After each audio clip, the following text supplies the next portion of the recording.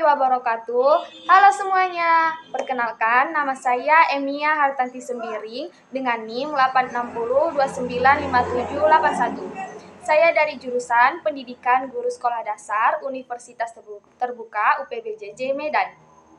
Pada video kali ini saya akan menyelesaikan tugas mata kuliah Filsafat Ilmu, yaitu membahas topik tentang pilar-pilar pendidikan dan relevasinya di era digital. Pendidikan dapat diibaratkan sebagai sebuah bangunan besar yang berfungsi mencerdaskan kehidupan bangsa. Agar bangunan tersebut kokoh dan tidak mudah goyah, diperlukan pilar-pilar yang kuat sebagai penopang. Dalam konteks pendidikan, pilar-pilar yang kuat sebagai penopang adalah pendidikan nasional, yaitu yang telah dirumuskan dan sangat bijak oleh Ki Hajar Dewantara. Namun di tengah perkembangan zaman yang semakin cepat, terutama di era digital seperti sekarang, pertanyaan penting pun muncul untuk kita semua. Apakah pilar-pilar pendidikan yang dirumuskan puluhan tahun yang lalu masih relevan dan mampu menjawab tantangan yang pendidikan pada masa kini? Mari kita mulai dengan memahami makna pilar dalam konteks pendidikan. Pilar adalah dasar atau tiang yang menjaga sistem pendidikan tetap terarah dan memiliki tujuan yang jelas. Pilar tidak hanya mencangkup sebuah struktur fisik seperti gedung sekolah, fasilitas, atau kurikulum, tetapi pilar juga lebih daripada itu. Pilar pendidikan mencangkup nilai-nilai filosofi, etika, serta peran pendidik dan peserta didik dalam proses pembelajaran. Tanpa pilar yang kokoh, pendidikan akan mudah kehilangan arah ketika dihadapkan pada perubahan zaman dan kemajuan teknologi. Ki Hajar Dewantara merumuskan 3 prinsip dasar yang menjadi pilar pendidikan nasional. Prinsip-prinsip ini dikenal luas dan hingga kini masih menjadi rujukan dalam praktik pendidikan di Indonesia. Kita mulai pada prinsip yang pertama. Prinsip pertama adalah ing ngarsa sung tulodo, yang berarti di depan memberi teladan. Seorang pendidik dituntut untuk menjadi contoh yang baik dalam sikap, perilaku, disiplin, dan integritas. Keteladanan menjadi landasan moral yang akan ditiru oleh peserta didik secara sadar maupun tidak sadar. Prinsip kedua yaitu adalah ing madya mangunkarso, yang berarti di tengah membangun semangat, di sini pendidik berperan sebagai motivator atau pembimbing yang menumbuhkan semangat belajar.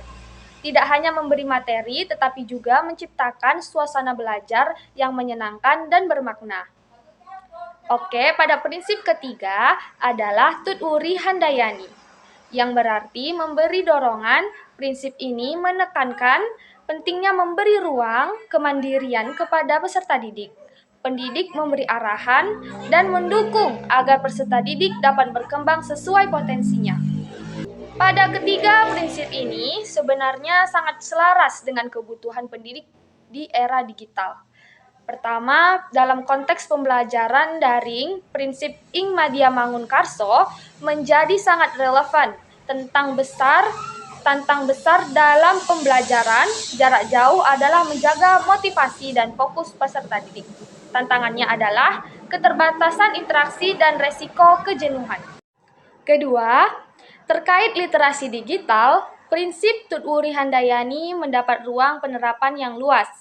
Saat ini, peserta didik dapat mengakses informasi dari internet, media sosial, maupun kecerdasan buatan secara mandiri.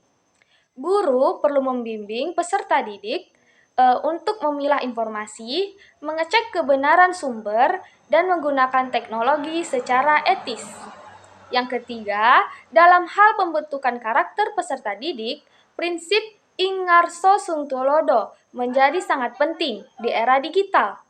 Perilaku pendidik di ruang maya juga menjadi sorotan.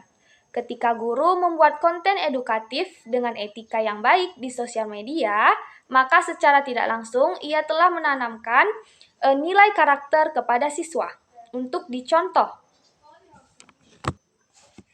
Jika kita lihat persoalan pendidikan nasional saat ini, seperti penurunan karakter, kesenjangan akses teknologi, dan rendahnya kemampuan berpikir kritis, maka penguatan ketiga pilar ini menjadi solusi yang relevan.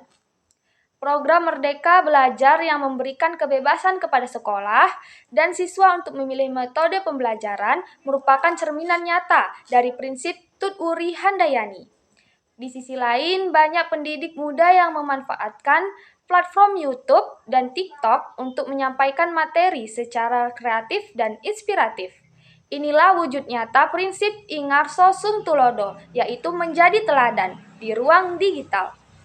Sebagai penutup, dapat kita simpulkan bahwa pemikiran Ki Hajar Dewantara tidak lekang oleh zaman. Justru di era digital yang penuh perubahan ini, nilai keteladanan, semangat, dan dorongan kemandirian menjadi penting. Mari kita jadikan pilar-pilar ini sebagai kompas agar teknologi digunakan untuk memajukan pendidikan, bukan melemahkannya. Terima kasih atas perhatiannya dari Bapak dan Ibu sekalian serta teman-teman yang sudah memberikan perhatiannya kepada saya. Wassalamualaikum warahmatullahi wabarakatuh.